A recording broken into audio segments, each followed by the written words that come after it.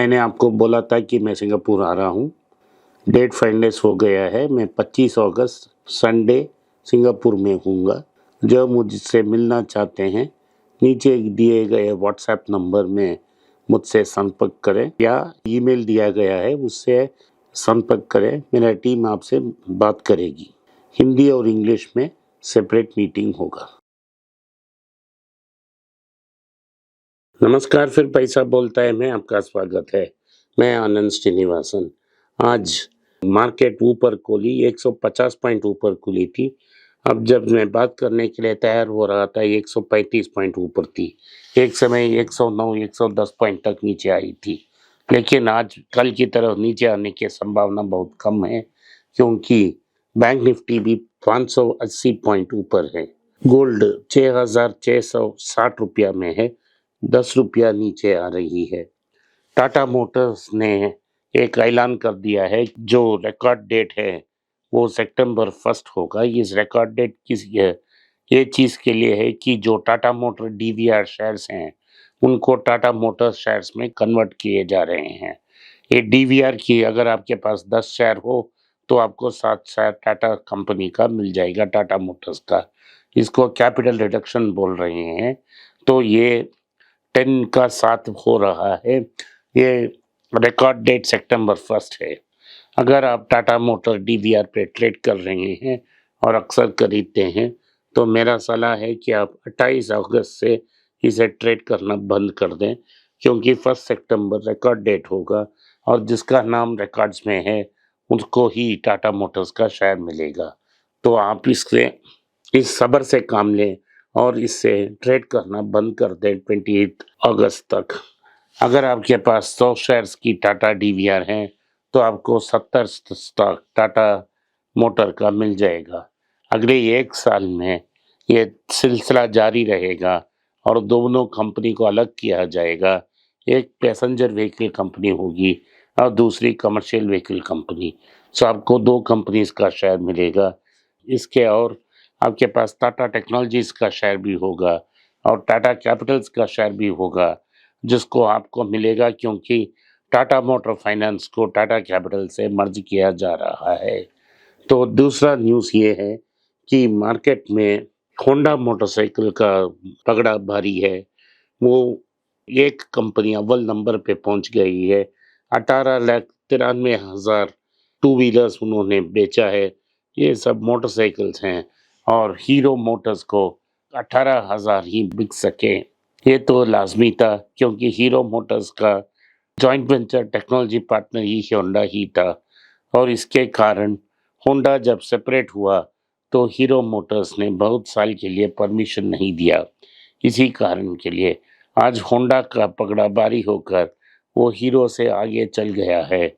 So number 1 Honda Motors है, number 2 hero, number 3 Bajaj और number 4 TVS.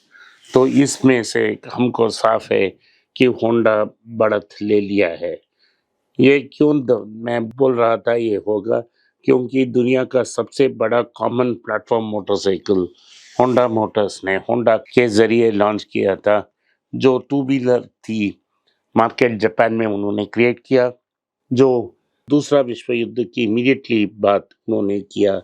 और साउथ ईस्ट एशिया में होंडा कप का डोमिनेशन बहुत स्ट्रांग रहा। आज भी होंडा का जो रेसिंग टीम है वो बहुत पावरफुल टीम है। सोइचोरियो होंडा का बेटा इस कंपनी को कंट्रोल कर रहा है। ये जापान में बहुत चीप है, इसीलिए हम इसको कंसिडर करते हैं। तो डेफिनेटली ये क्लियर मैटर है कि होंडा मार्केट को डोमिनेट करेगा। तो जो रवि भाटिया हैं, जाटो डायनेमिक्स का एमडी, उन्होंने बोला कि होंडा मोटरसाइकिल और स्कूटर कंपनी स्टेडीली ग्रो हो रही है, अपने नेटवर्क को सप्लाई कर रही है। और क्योंकि ये रूरल मार्केट में भी कंसंट्रेट कर रहे हैं, उनकी रिटेल मार्केट शेयर 24.3% तक पहुंच गई है। और जो हीरो मोटर कॉर्प का है मार्केट शेयर है वो अब तक 29.4 तक गिर चुकी है। सो आने वाले एक साल में ही होंडा मोटरसाइकिल इसको हीरो मोटर को ओवरटेक कर देगा। महिंद्रा एंड महिंद्रा के बारे में एक नया न्यूज़ है। कल मैं तार रॉक्स के बारे में बोला। आज उन्होंने ई अल्फा नाम का एक व्हीकल लॉन्च करने के बात किया। ये तो पहले ही लॉन्च हो चुकी थी। 60,000 गाड़ियां ऑन रोड हैं। ये बाइक थ्री व्हीलर है।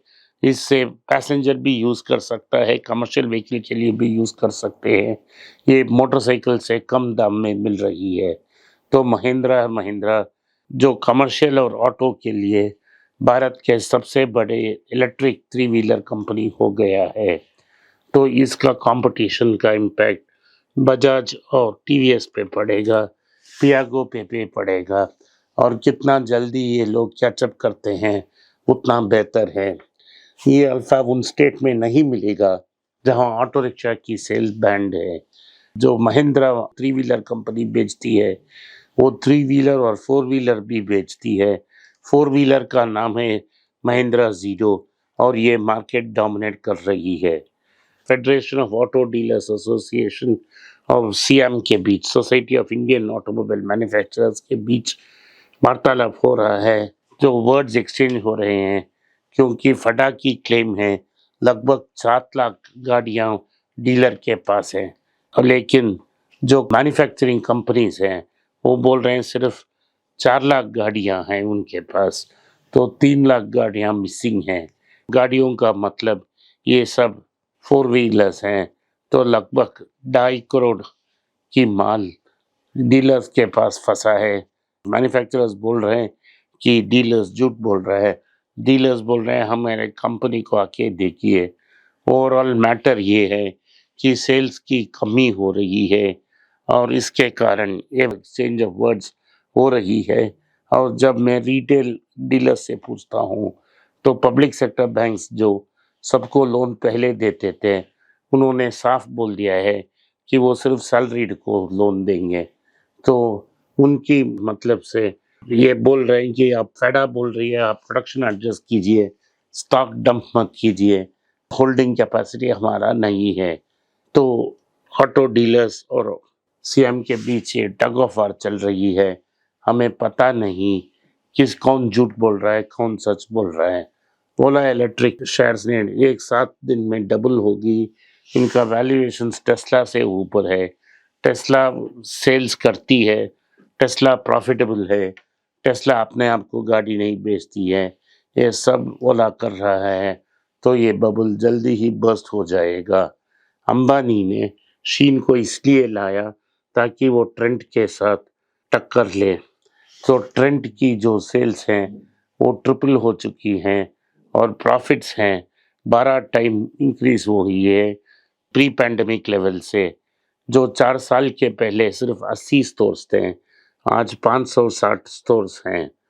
रिलायंस ने अपनी $2 बिलियन अपने रिटेल यूनिट पे डाला है और सेल्स की ड्राइव के माने बात कर रही है।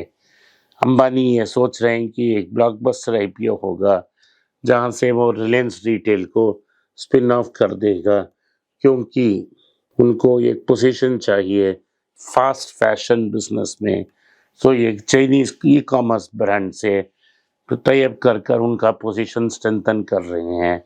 अंबानी ने एक नया ब्रांड लॉन्च किया था युवास्ता जो प्राइमरली यूथ के अगेंस्ट टारगेटेड था लेकिन वो टेक ऑफ नहीं हुआ। ट्रेंड का ये सक्सेस है कि जो उनकी सेल्स हो रही है 100% इन ब्रांड सेल्स हो रही है और स्टार हाइपर मार्केट में भी सिर्फ 72% सेल्स बाहर से आ रही है। टाटास ने 6 करोड़ की होसूर फैक्ट्री में प्रोडक्शन शुरू हो जाएगी। नवंबर 2024 तक पहला ई फोन मेड बाय टाटास आ जाएगी। इंडसइंड बैंक का को आरबीआई से परमिशन मिल गया है कि वो नया एएमसी कंपनी खोल सकें और इस कंपनी से इससे उनका प्रॉफिट बढ़ेगा। उनका प्रॉफिट पिछले बार 2172 करोड़ में फ्लैट रहा। थोड़ा एनपीए में बढ़ोतरी हुआ। इसके कारण स्टॉक लगभग अपने 52 वीक लो में ट्रेड हो रही है। कंसिडर करना चाहें तो आप कंसिडर कर सकते हैं। आज के लिए इतना ही। आपने इस पॉडकास्ट को सुना इसके लिए मैं आपका आभारी हूँ। हो सके तो इस वीडियो को लाइक कीजिए, चैनल को सब्सक्राइब कीजिए और बेल नोटिफिकेशन दबाएं। अपने दोस्त और रिश्तेदार के पास इस वीडियो को भेजें और उनको देखने की आग्रह करें। नमस्कार, धन्यवाद, जय हिंद।